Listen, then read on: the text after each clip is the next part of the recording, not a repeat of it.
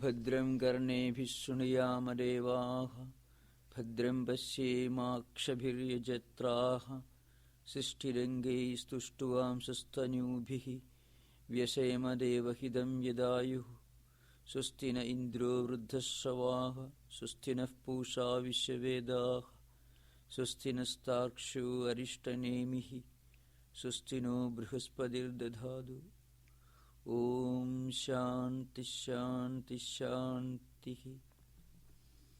O Almighty God, let us be capable of performing sacrifices and hear auspicious sounds with our ears and see only auspicious forms with our eyes, with the strong and steady limbs and body and remaining ever prayerful. Let us spend our God-given life directing our minds and energy only to auspicious things. Om peace, peace, peace.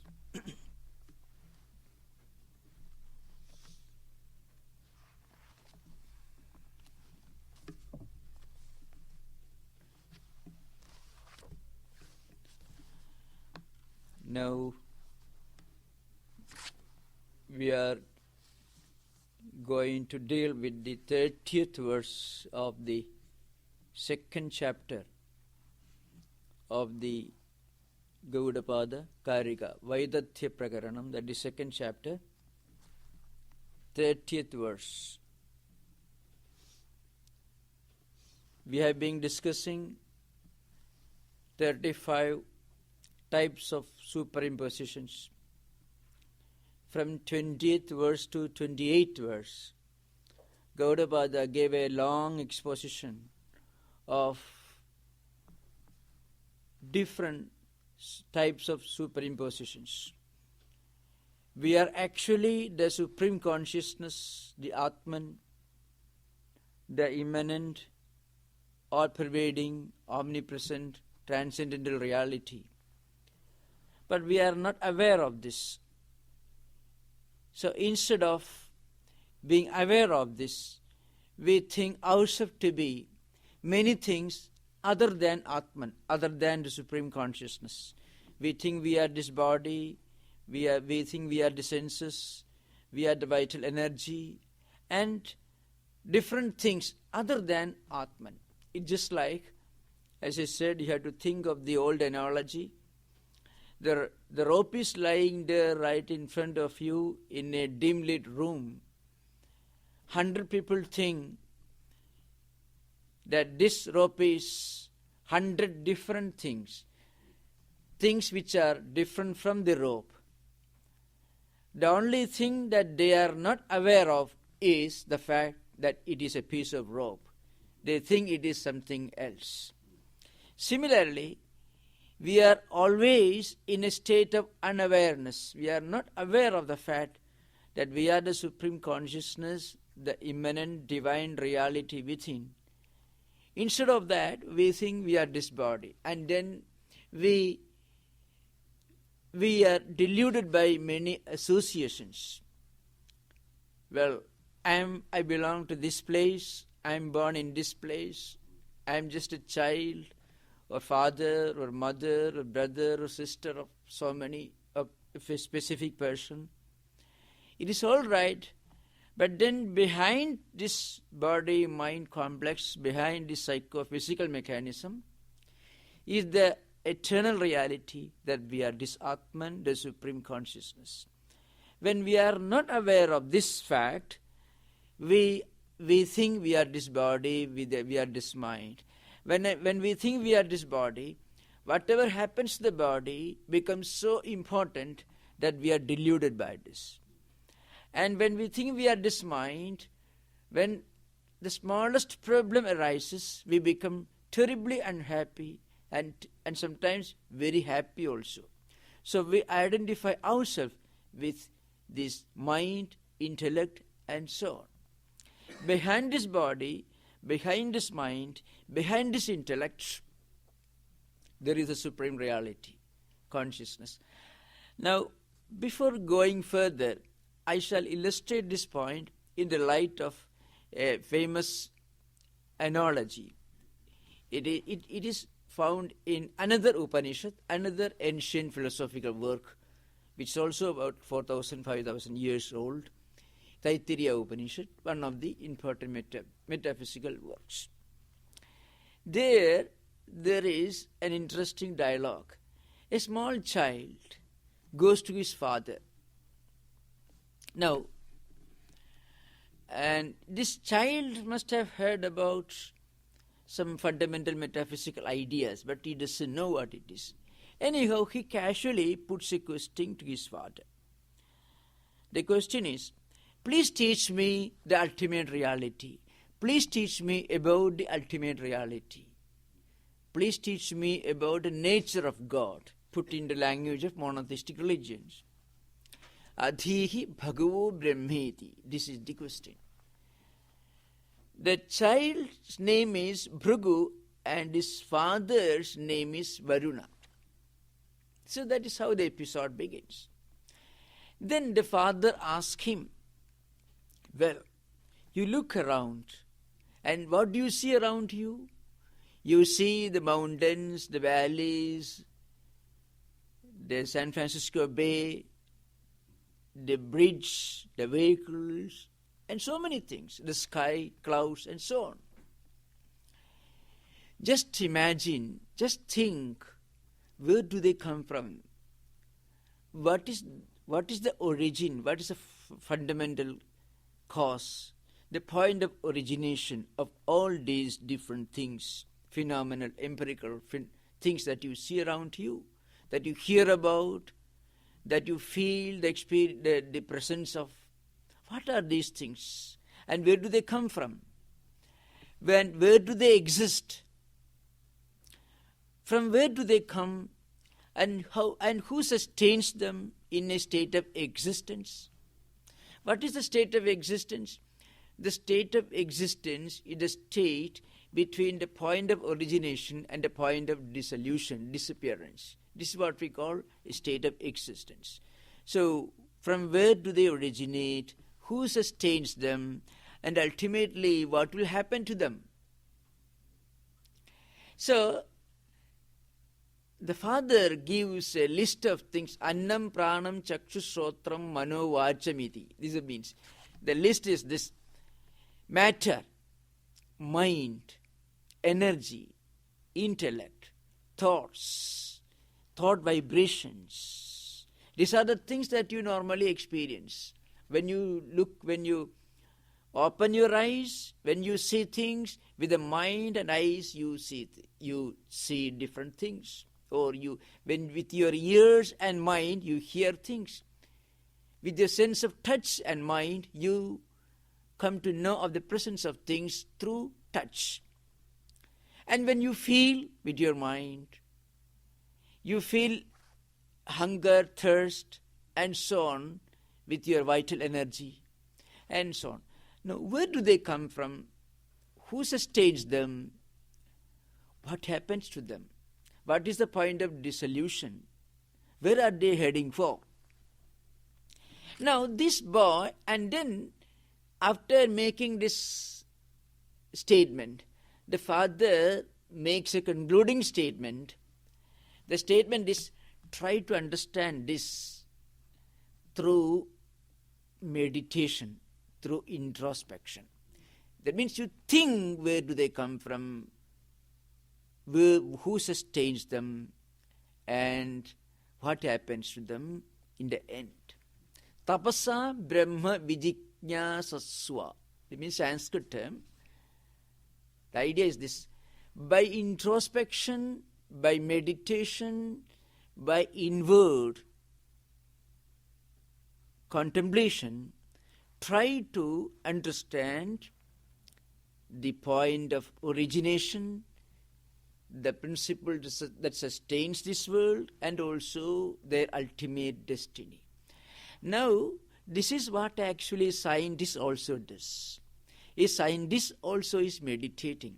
See, meditation in Vedantic language is not just closing your eyes and sitting in a forest. Meditation has got a higher and more scientific and rational meaning. When you divert all the five senses of your perception, mind and intellect. And when you focus them on one point, that is called meditation. In fact, that is the definition of meditation. When your mind, intellect, and the five senses of perception are focused on one point, this is called meditation. Now, when you focus your mind and the five senses of perception on one point, external nature will be forced to reveal its secrets. That's what happened to Einstein, Newton, all the great scientists in the world. They were knocking at the doors of nature, but with tremendous concentration. See, if you are a real scientist, at least before the present age, scientists had to depend so much upon their intense, internal, intuitive meditation before the discovery of modern gadgets. Because they had to depend so much upon their inner concentration. So it is said, Newton used to invite people to his home. When they come, he will forget them and he will be busy doing his studies. And after several hours, they will ask, well, we are waiting for lunch. But he would have completely forgotten all about it. But today you may not do that because you have got machines, gadgets in front of you.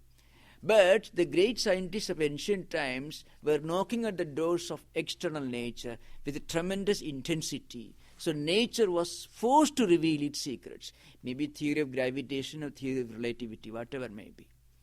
Now, in this episode, the father asked the child, you meditate, but not on the external nature, but on the internal nature. Means, a scientist is, of course, he is meditating, but his focus is external nature. And the spiritual seeker is meditating, his focus is the internal nature. So this boy meditated for a long time, and then he thought, well, everywhere I see all these external phenomena, there cannot be anything more than what I could see with my eyes or with my ears. So he said, all these, the matter is the fundamental principle, the final cause of the world, and the sustaining principle and ultimate destiny of the world is matter. That was the first discovery. In fact, that's what happens in the evolution of human inquiry in any field. Beginning is matter. And then the father said, no, you are wrong. You continue your meditation. After several months of meditation, the boy finally thought vital energy is the higher principle. That is the point of origination of the universe, sustaining principle of the universe, and the ultimate destiny. Vital energy, because it is much more subtle than matter. Then also father corrected him, no, you should continue your meditation, your introspection. And at the third stage, the boy discovered, rather he thought he had reached his goal. He thought mind is the origin of the universe. Because things exist only so long as they exist in our mind. In fact, that is, more roughly speaking, that is the view of subjective idealists, Berkeley and others. And also the ancient Buddhist idealists, they were called the Vijnanavada school of Buddhism, one of the two schools of idealism. There are two schools of idealism in the later Buddhism. One is the doctrine of emptiness, that is Shunyavada, and the doctrine of subjective idealism, that is Vijnanavada. Now, father said you are wrong, because mind fluctuates every moment. See, mind is something that goes on changing. Mind undergoes all kinds of emotions and impulses. How can that mind be the eternal principle from which the world originates? Father said, you are wrong, you continue your meditation. At the fourth stage, this boy thought, well, I have reached my goal, intellect. Because intellect goes beyond mind. Intellect is more subtle than mind. Because you understand things through intellect. Then also the father corrected him. You should not stop here. You have not reached a goal. And at the fifth stage, the boy reached his goal. And then when he came, he was silent. So when you reach your goal, you reach a stage of inner bliss. Because then you don't need anyone to tell you that you have reached the goal. At the spiritual level, of course. When you're traveling by train or plane, somebody need to tell you that you have reached your goal.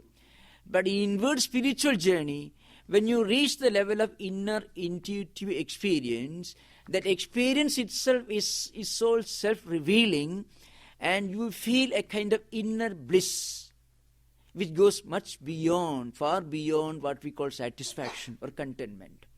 And this inner bliss is, in fact, the experience that we are one with the creation. Within us there is the immanent reality, and the same reality is the omnipresent, all-pervading reality, and the same reality is the ultimate transcendental reality. When you reach this experience, no books can tell you what you have experienced, because experience, that intuitive inner experience, goes beyond books, beyond words, beyond explanations, definitions and descriptions. Now, when this experience was reached, the boy was in a state of bliss. This is how that particular episode concludes in the Taittiriya Upanishad. Now, so long as we are in a state of ignorance of our true nature, we mistake ourselves to be many things other than what we really are. But when we really experience what we really are, then no words can explain that inner experience. Because this experience is not a knowledge that comes from outside. It is, in fact, only the removal of wrong notions that we have with regard to what we are.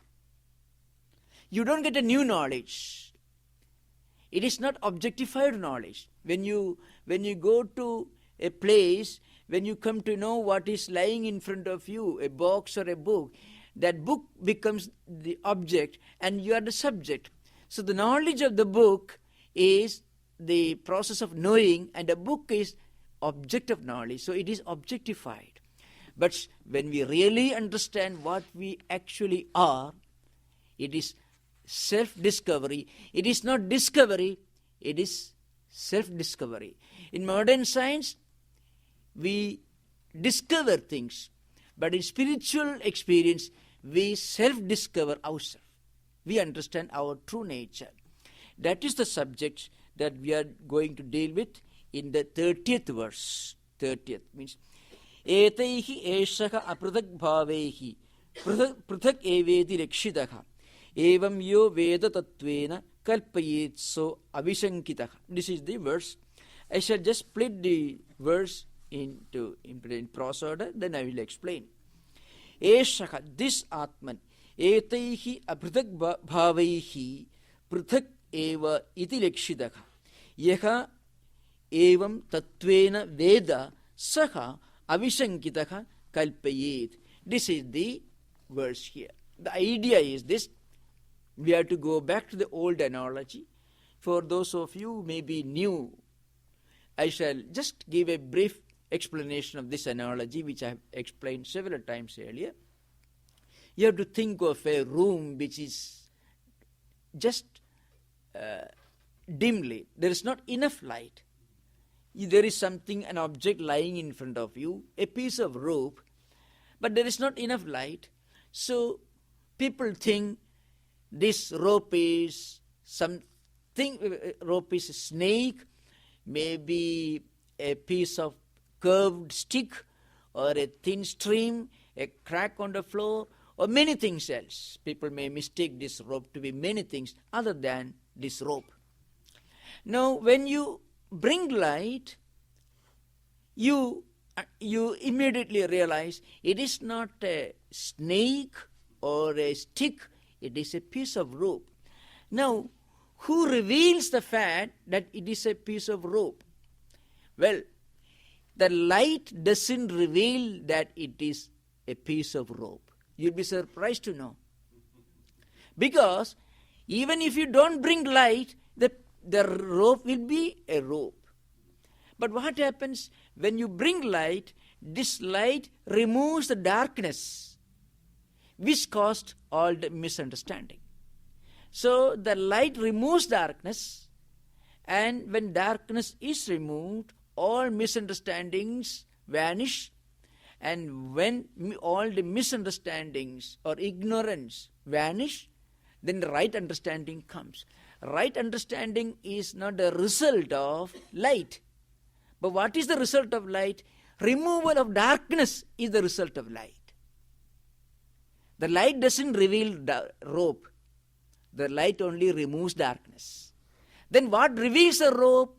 The rope reveals itself. Why? Because even if you don't bring light, the rope will be there. Only darkness also will be there. And darkness will create misunderstanding. Similarly, even when we don't realize that we are the Supreme Consciousness, still we are Supreme Consciousness. The fact that we are Atman, that we are Supreme Consciousness, is not the result of our knowing, our realization that we are Atman. It doesn't depend upon our realization. Even if you think you are this body, you will not be this body, you are this consciousness. So, this knowledge is not a result of any process. Because a knowledge which comes to you, which is caused by some external factor, cannot be absolutely real. Because anything which is caused cannot be real. Anything which is an effect of a cause cannot be real. So what is the reality? The reality is uncaused cause. The reality never becomes the effect. And therefore, it never a cause, it is uncaused cause, it is the permanent reality. That's why it is said, when we realize that we are this Atman, we are only discovering what we actually are. We are not getting any new knowledge. Because a knowledge that comes to us cannot be permanent. It will vanish. Whatever comes will vanish. Whatever comes into existence in time will vanish in time. Anything which is confined to time, space and causation is relative. What is relativity? Relativity is the one word you use. It consists of time, space and causation. It is not absolutely non-existent, but it is not absolute reality either. It is only relative reality. Now, in this verse, what the author says is this. Even though this Atman is not different from all these things, still people think it is different. Well, I shall explain this. Again, you have to think of the analogy of rope and snake.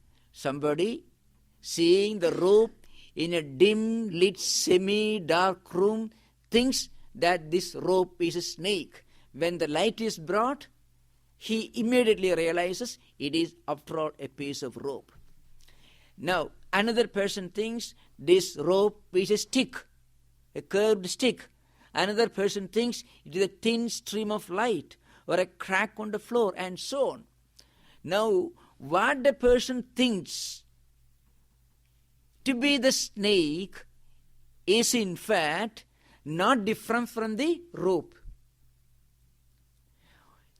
Because if the if the rope did not exist there, you will not see the snake. And a person who mistakes this rope to be a crack on the floor is correct in a way. But as crack on the floor, it is wrong, he is wrong. As the rope, he is right. Without the existence of the rope, you will not feel there is a crack on the floor. It means as a rope, it is correct. His vision is correct. But when he mistakes the rope to be the crack on the floor, he is wrong. So the crack on the floor is not different from the rope. He mistakes the rope to be a crack on the floor. He mistakes the rope to be a snake, and he goes about to bring a stick and beats that rope. And then he realizes, well, what I mistook to be a cobra is in fact a piece of rope only. So is that cobra different from the rope? No. What the object as cobra is non-existent, the object as rope is existent. So that's the point. So whatever we think, this body, etc., in fact it's true, but as body it is not real, because this body cannot function without the presence of Atman within. No. A dead man never walks. His body, his hands and legs should be maybe very strong, but he never walks. Something leaves him. The Atman, the consciousness, departs from his body, and he cannot walk. So, what enabled him to walk? The presence of consciousness. But the consciousness itself doesn't walk. When the consciousness expresses itself through his feet starts walking. When the consciousness expresses itself through his eyes, he is able to see things. So that is the technical point, remember. The entire creation is Brahman itself, but not in association with name and form. If you look at this world, well, if you are seeing this pluralistic world with different things, mountains, valleys, etc., well, that is a wrong understanding. But when you look at this world as the outer expression of a subtle supreme consciousness, then you are right. That's why Vedantins say, that is a very interesting principle. From philosophical point of view, this world is only relative. Brahman is only reality. From experience point of view, everything is Brahman. Sarvam khalu idam Brahma. That is Upanishad statement.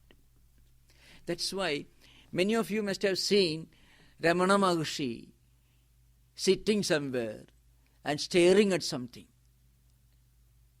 You look at his eyes. When Ramana Maharshi was in a state of samadhi, he may be staring at you. He may be staring at people around. He may be staring at people preparing food for the guests.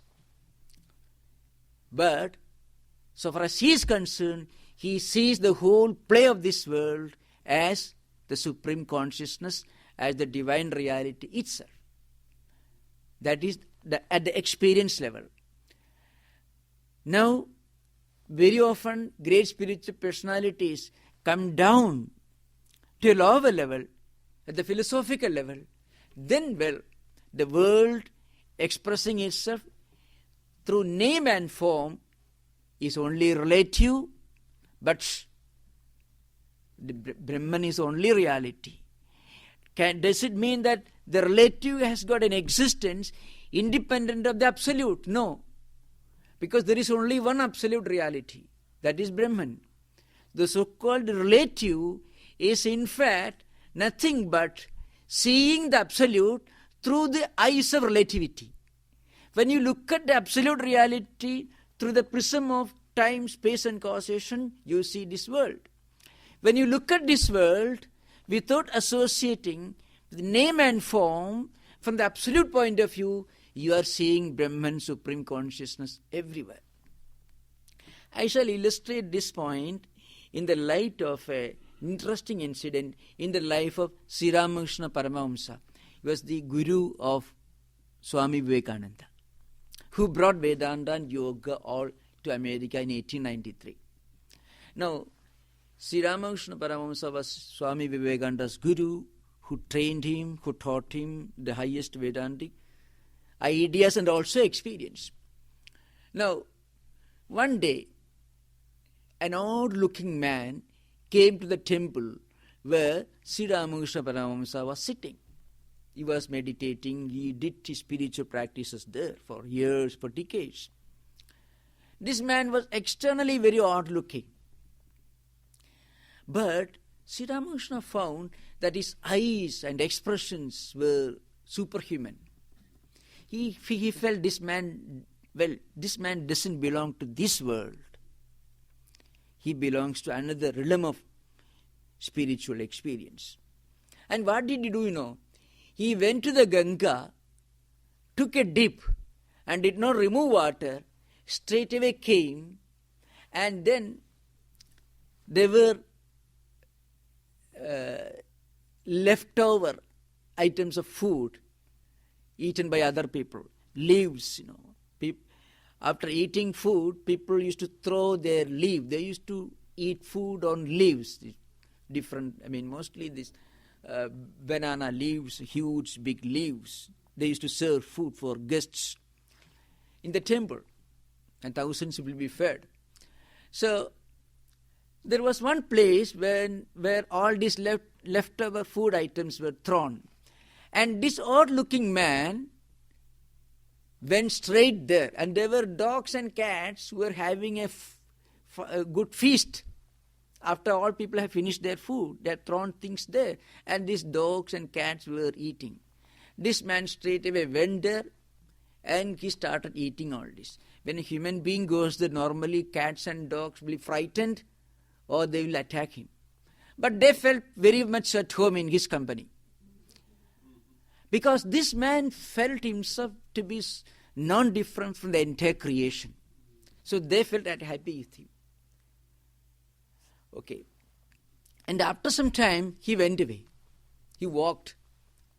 Then Sri Ramakrishna Paramahamsa told his nephew, who was looking after him, this man is not an ordinary man. He has reached the highest state of that intuitive experience. When you reach the experience level, when you feel yourself non-different and distinct from the entire creation, you get a different look. You belong to a different realm. You belong to a different level of spiritual experience. So Sri Ramakrishna himself had undergone that experience. So he understood who this man was. And he asked his nephew, Hriday, to follow him. Hriday followed him, but the man was slightly odd. He tried to dissuade this gentleman, Hriday, chasing him. Tried to throw stones to test him, but Hriday persisted. Then Hriday asked for an advice. This man stood there, looked back. Then Hriday asked for some spiritual instruction from this odd-looking man. Immediately his whole expression changed. He was trying to test Hriday whether he was fit for this instruction or not. But Hriday persisted. Then he said, when you stop seeing any distinction between the holy water of Ganga or Ganges river and the water in the ditch, in the ditch water, when you feel that the holy water of Ganga and the ditch water are the same, when you go beyond all sense of distinctions and differences, when you feel yourself established in a state of perfect equanimity of vision and understanding, that is the sign of true wisdom. That is true wisdom, jnanam. That's the instruction given by this teacher. Now, that is a state of highest experience. Now, for such men of spiritual experience, the entire world is is an expression of supreme consciousness, supreme bliss, supreme existence. That's why he said, from the experience point of view, everything that you experience is the same as supreme consciousness. Sarvam khalu idam Brahma. That's the expression in the Upanishads. Everything is Brahman itself. But from the philosophical point of view, and philosophy is far behind experience, remember. Philosophy can never reach the level of experience. In fact, philosophy helps you to learn that experience is beyond philosophy. In fact, that is the role of philosophy. All true philosophical systems, all great philosophical systems, all genuine philosophers have taught that spiritual experience is beyond philosophy. If anybody tells you that spiritual experience is condensed in this book, then that person is neither a philosopher nor a man of spiritual wisdom. Because all great philosophers take you to this penultimate goal and then tell you, well, the supreme destination is beyond philosophy. That's all. So here, Gaudapada says, even though this Atman or supreme consciousness is not separate from all these different entities, still Atman or consciousness is imagined as if it were separate. One who really knows this to be the real nature of things can interpret spirituality or the Vedas without any hesitation. This is the idea behind. Now we will come to the next verse, 31st verse.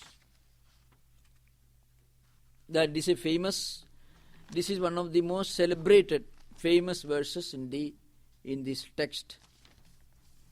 Swapnamaye yatha drishte gandharva nagaram yatha tatha vishwamidam drishtam vedanteshu vijakshanaihi. The prose order is this. Yatha swapnamaye drishte yatha gandharva nagaram drishtam tatha vedanteshu vijakshanaihi idam drishtam.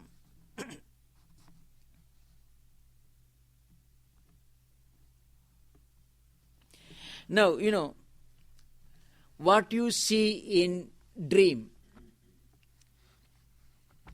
or the imagination of a child who may imagine that there are different things on the sky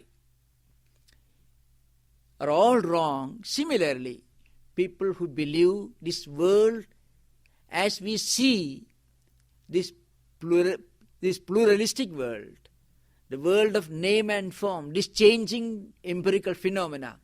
If people think this changing empirical phenomena are real, all these people are equally mistaken. Just as dreams and illusions or a city in the air is seen as real, similarly, the universe is also seen by the wise people. The wise men understand this world of name and form, this changing empirical phenomena, are as unreal as dream or the imagination of a child. I shall give the explanation. Of course, we have given long descriptions of the phenomenon of dream. When you come out of dream, and when you look at dream from the standpoint of waking experience, you realize that they were all dream experiences. Because you have just had a full meal, you go to sleep, you dream you are hungry. Or when you are very hungry, you may go to sleep and you dream you are quiet, you have had a heavy meal. So that means dream experience is different from waking experience. So people, ordinary people, from the waking state experience point of view, will conclude that dreams are all illusions. Similarly, children is an example. Remember, these examples were given, first it was used, these examples were used by Nagarjuna, who was the greatest philosopher of Mahayana Buddhism, who wrote his famous book, which is Madhyamika Karika. Nagarjuna uses this expression. He was a famous person. Nagarjuna also uses Yatha Maya Yatha Swapne Gandharva Nagaram Tatha Tathotpadas Tatha Sthanam Tatha Ida Udahridaka. Now I'm just giving an example. The example is this: small children looking at the sky in the evening when the sun is about to set, when the sky is full of golden light of the setting sun, may imagine there is a big city in the sky. Small children, kids, in their imagination. Now, and they think that there is a big city in the sky, there are shops, there are shopkeepers and so on. Sometimes, parents also, maybe not these days, but in ancient times, parents also used to tell these children about such imaginary stories. See, there is a big kingdom, there is a big city in the sky, there are shops, just like we have shops here. So also there is human habitation in the sky. Children used to be told such stories by parents or grandparents in ancient times. That's the example given here. But it's all illusion only, just as the illusions of dream. Similarly, a wise man means a wise woman or wise man who has got the highest spiritual wisdom, who has reached the highest spiritual consciousness, sees this world just as an illusion. Now, there is a gradual evolution from the most primitive to the most advanced level. The most primitive person thinks this world is the only reality. That's the normal understanding for a primitive person. You tell him about things, you talk to him about after death experiences, talk to him about heaven. He won't be interested. Not very different from animals. Animals have only programmed intelligence. It's called instinct. They cannot think and contemplate. So also many human beings belonging to the same level of consciousness may think whatever we see around is the only reality. So the whole purpose of human life is to lead a happy life in this world. For them, world is only reality. Atman, God, or heaven, or any other supernatural beings are absolutely unreal. Then there are people who are more advanced, the great scientists, thinkers, and also many thinking ordinary people who are spiritually more evolved. You tell them, this world you are living is the only reality. There is nothing beyond that. They would agree with you. They may not be philosophers. They may not have spiritual experiences. But they would tell you, well, you are absolutely wrong. There is something beyond all this. At least they will tell you there is something that we cannot see, we cannot define, we cannot explain. They would say there is an energy, all-pervading energy in this world. They won't agree with you if you tell them, well, the whole purpose of human life is to enjoy this world. Because this visible, empirical world is the only reality. They won't agree with you. You need not be a philosopher to disagree with this primitive view. For such people, this world is indescribable, beyond definition. Or it is unknown or unknowable. They would tell you that this world that we see is not the only reality. Then what is the only reality? They would say, we don't know. It is beyond knowledge. They may, there is an energy, there is a power, there is something beyond the empirical.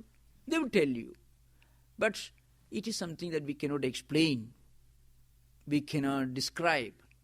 For such people, this world is indescribable. Or the reality is unknowable. The second stage of human evolution. At the third stage, the great philosophers.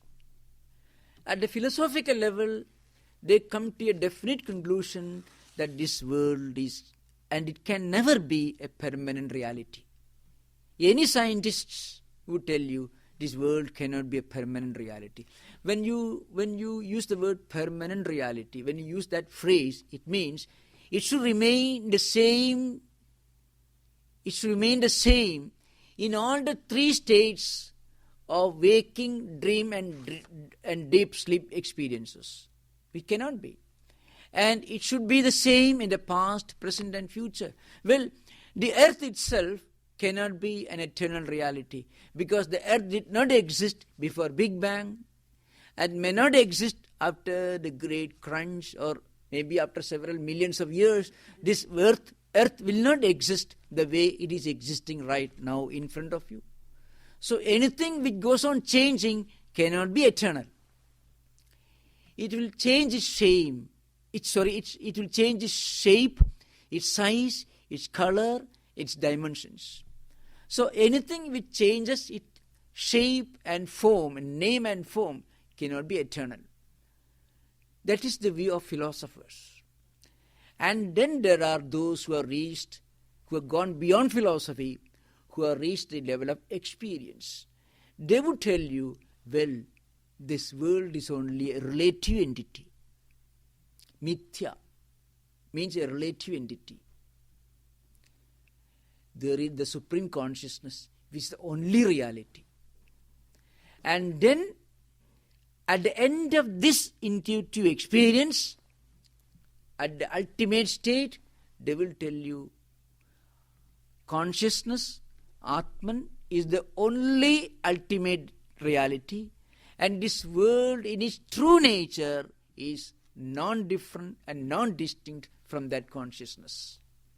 Because there can be only one absolute reality, and that is the supreme consciousness.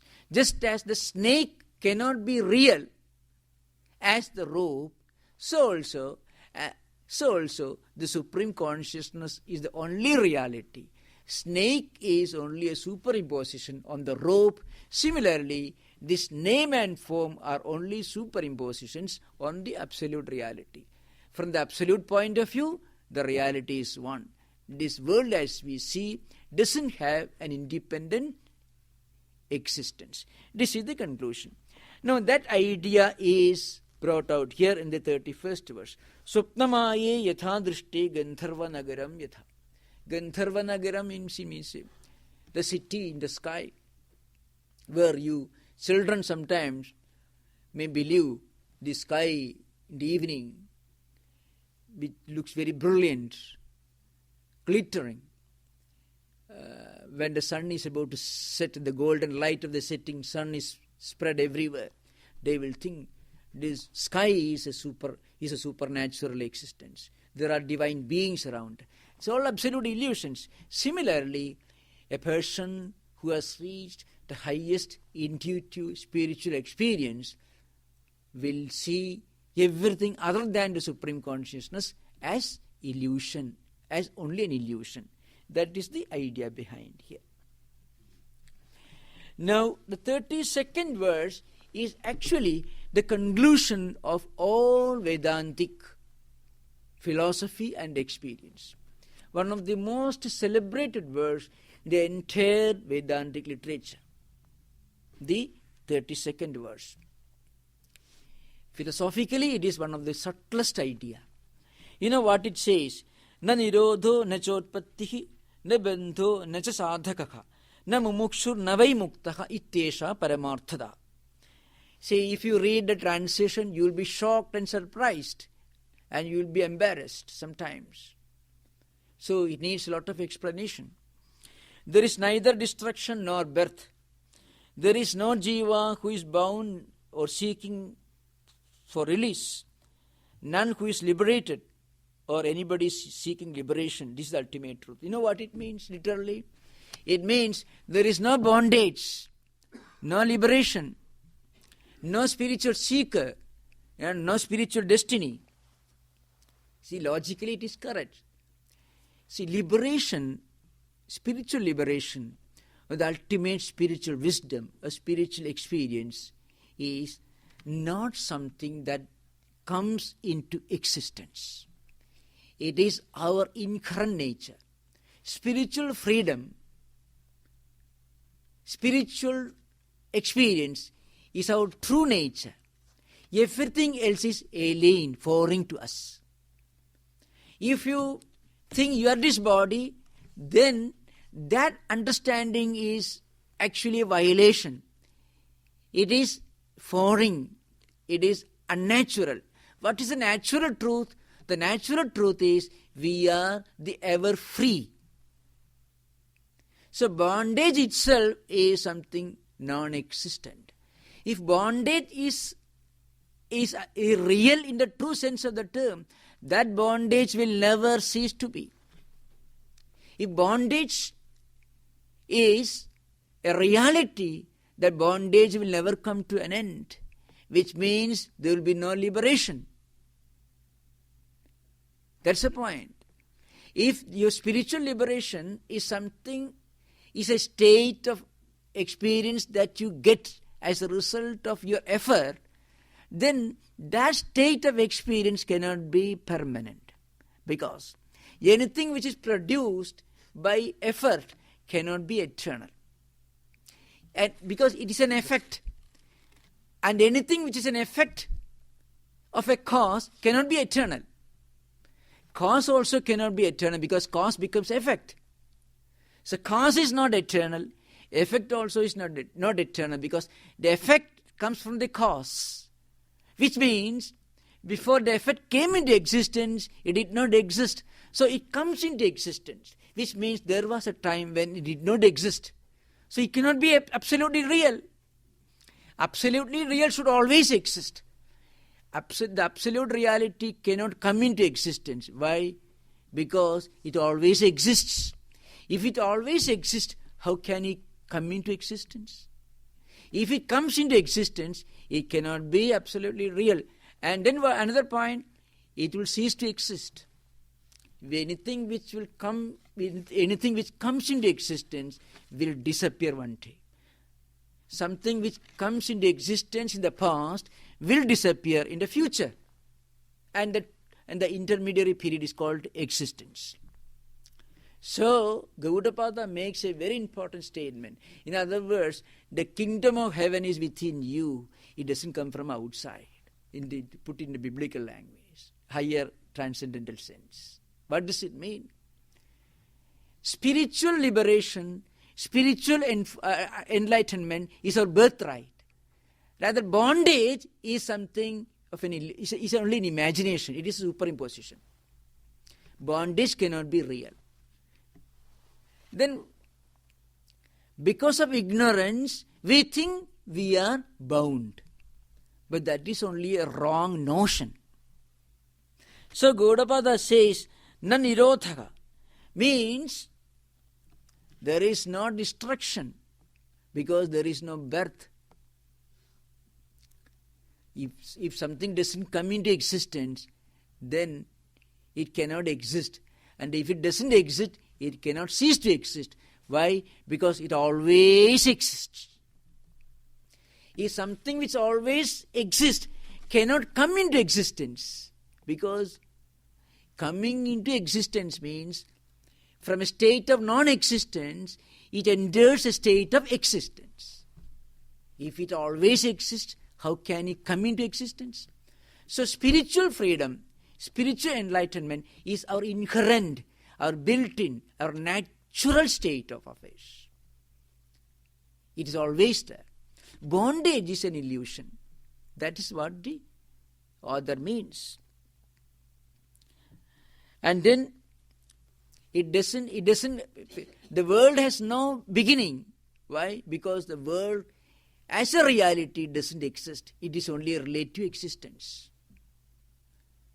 And if there is no bondage, then there can be no liberation because we are already liberated.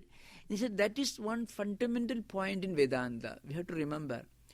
In Vedanta, liberation is not the result of a series of human efforts.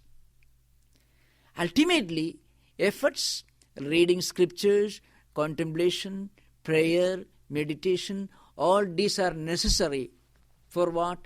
For removing the wrong notion that we are bound. That's a wrong notion. See, why do you bring light to the room? To remove darkness. If you don't remove darkness, you may think, well, it is a piece of snake. It's a snake. When darkness is removed, you will understand it is a piece of rope. So the whole idea is this: liberation or spiritual freedom is our birthright. It is our natural characteristic. So spiritual liberation is our homecoming. It is when you come back to your own home, you don't seek anybody's permission. It is your natural place. So spiritual liberation, spiritual freedom is our natural home. So spiritual enlightenment is a kind of homecoming. Why?